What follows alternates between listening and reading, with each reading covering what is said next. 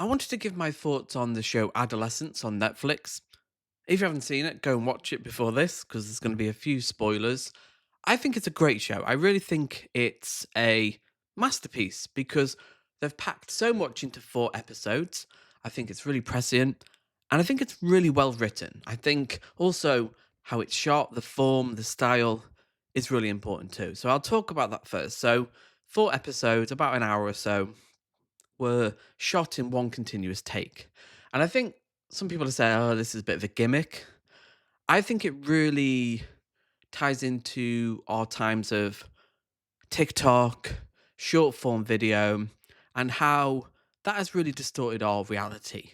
TikTok famously sells misinformation, so does YouTube. And I think that first episode, where it really, in real time, shows the arrest when the police, the SWAT team, go into the house, and it's really tense. And you're with Jamie, the main character, the protagonist, who is accused of murdering a teenage girl in his school. And it's really intense and it's in real time. And I really think that's a really great counterpoint to how our reality has been distorted by social media, by TikTok, YouTube Shorts, and having it in real time really kind of, I think, would have made people feel weird, like alienated. And I remember watching it and I was like, I was putting the cuts in myself because it was one shot. I was watching it and I was like convinced there was edits, like they were doing cuts because we're so used to fast editing, fast cuts. My brain was literally filling it in. So that I think is really interesting. And people have come up with conspiracy theories about it. It was announced last March, March 2024. They started shooting in July. And apparently, this is the only video, I didn't watch the video, but I saw a few people, right wingers, saying that they've kind of whitewashed it. This was based on the Southport killings. It wasn't. That was a complete conspiracy theory. They started shooting in July. They would have been writing this for at least a couple of years. These things, especially the quality of the writing, this would have took a couple of years to write. Complete conjecture, complete falsehood, because they had nothing on this. So they were like, oh, actually, this is really dealing with real issues in a very sensitive, mature, informed way. How do we kind of try and denounce it? Oh, basically say that, try and start up a culture war argument that somehow this was based on a black boy, which it wasn't, and they're whitewashing it, and it's like they have nothing.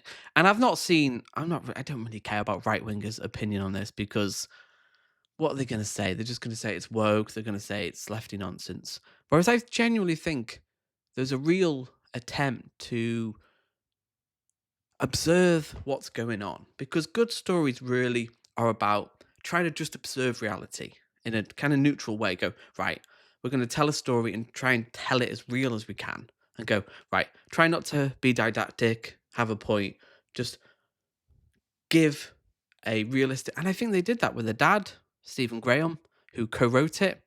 I think he was great. The representation of him as this kind of archetypal, repressed, angry man who was abused by his dad unequivocally, who may have not had a life of articulating how he feels, a lot of suppressed anger.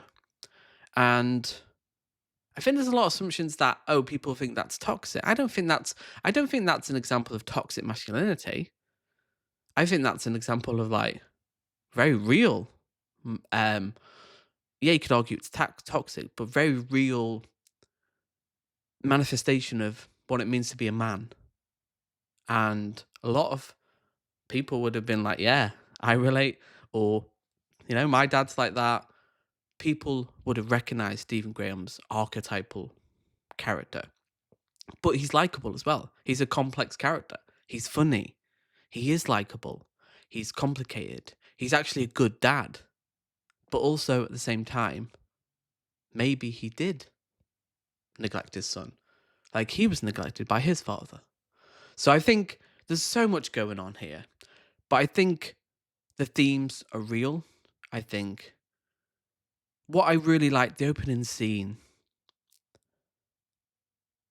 said so much about the writing, and I think just the non-plot stuff, just the banal conversation, the realness of it, I really enjoyed because I think that's what they're trying to like. Let's not just have short, sharp scenes. Really nice dialogue. It was like almost like a play. I really like that about it because they're trying to make it real, and it was real. I genuinely think more shows need to be presented like that, where you get a sense of the character and they're not afraid to stay on a scene for a bit longer, which you normally wouldn't do. You want scenes to be as short as possible. Get in, tell, get the exposition in, and then get out of the scene. They didn't do that, and I really respect that because a lot of people watching it probably were bored because we're so used to like, especially with Netflix, really sharp editing, really concise scene work, and then move on. No, they literally do the opposite, and I think a lot of people would have like been unconsciously a bit alienated by that and been like, "Oh, this is different. This is weird." And I really respect that decision. So Jamie, great actor. Apparently, they cast auditioned 500 kids and they got him. I think he's really good because he's complicated. He's a contradiction as well. He seems like a quite quiet boy, and then you see that other side to him. And I think genuinely, you think he didn't do it early on. You're like, oh, it's a case of mistaken identity. He didn't do it. You're really with him. You're like, oh my God. Imagine being in that situation as a kid. You're being accused of something you've not done. And then you see the video of him doing it and you're like, it's devastating because you identify with him. You're with him. You're like, you've been through that whole arrest situation. You're with him. We identify with that character. They spent a whole episode of us identifying with that protagonist, which is good because that's what people want. We want to identify with these young men and why they do what they do. Amazing. This is empathy. And that's why the right wing have got so upset with it. Because when you start to have a discussion about these things, there's a lot to talk about. And they've got a lot to answer for. A lot of people on the right, like, who are unable to talk about this stuff because they have accountability too. Their influence on young men and the politics they drive, the message they put out, is very much tied up to how Jamie went about his life and his motivations. So the second episode was kind of going through that whole process again, coming to terms with what's happening. But it was really episode 3, which I thought was amazing. That episode with Jamie and the therapist. And that was probably the first time, or one of the first times in his life. I mean, it's so ironic if you think about it. One of the first times in his life that he's been listened to, his emotions have been validated, is after he killed somebody. What does that say about society? And I'm not saying all girls are being listened to at all. I think that's a problem too. But the fact that for him to be listened to in this way, to have his feelings, his motivations, his background validated in some way, explored, is really an indictment on society when you think about it. Like, how many young boys, because there's, they say in the series, he went home after school, he went up into his room. How many boys do that? And they're allowed to do that, and they're let to do that. What are they doing? Are they on 4chan? Are they on Pole? What are they doing? What are they being exposed to? Conspiracy theories. Really, some crazy stuff that parents aren't aware of. And I really deeply empathize with that. That's what I thought was really good. They didn't just be like, oh, you're bad parents. They really balanced it well between they did neglect their son. They are culpable. But also, they're not aware of what's going on in the world. Like, they're working, these working, and that's what I thought was really important, that it was a working class family. and the representation just it was so real. I felt it was just so real.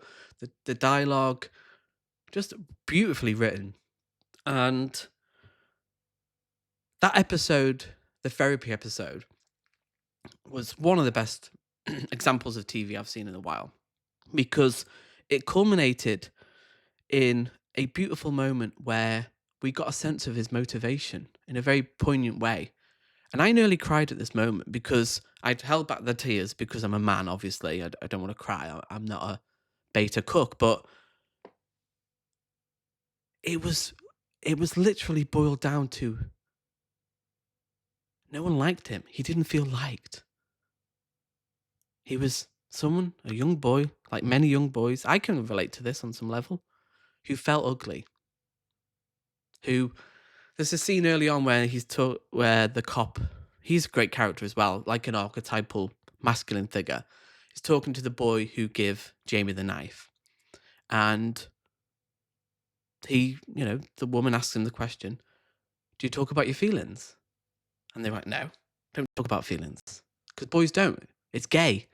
It's emasculine. No, it's emasculating. It's feminine to talk about your feelings."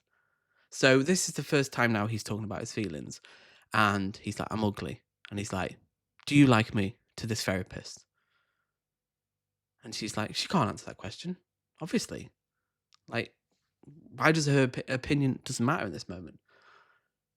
And he goes wild because he just wants to be liked, and that is the motivation. She's there talking about, oh, relationship with your dad.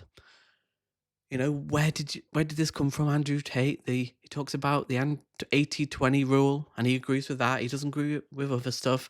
All this kind of background stuff, all the incel stuff, the bullying. And I thought that was really interesting as well, because early on you think, oh, he didn't do it. And then you realize he did. And then you realize, actually, he was bullied. He was a victim too.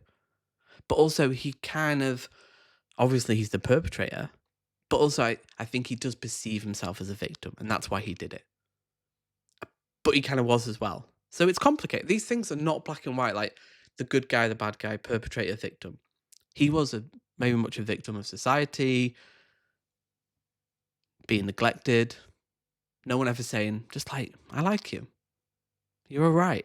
Which every boy needs to hear in some way, but they don't. And that was a reason why he killed someone, essentially, which is insane. But it's so poignant and true, because so many great films, the motivation is so small. I just wanted to be liked. Who doesn't want to be liked by someone? Like genuinely, just someone to say, like, in a very authentic and organic way, like, oh, I like you, mate. Your sound. Boys don't say that to each other. They may feel it in some way, but we're not really taught to articulate it. And I think that's where the profundity of the series comes from. Like that simple moment where he goes white, he's crying, and she cries. She knows. She knows what she's done. Sorry. Try not to cry now. Bye.